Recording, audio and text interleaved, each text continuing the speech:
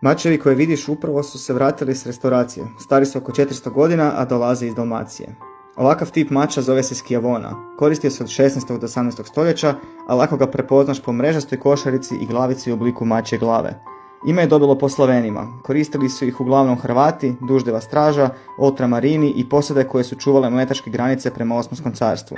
Kroz stoljeća metal je zahvatila korozija, drvo drške je počelo trunuti, a riblja koža kojim je bila obložena poprilično se oštetila.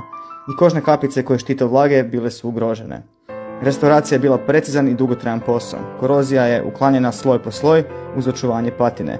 Drvo je stabilizirano paraloidom, a riblja koža voštenim kitom. Kapice su očišćene, dijelovi zalijepljeni i vraćeni u svoj izvorni položaj. Cilj?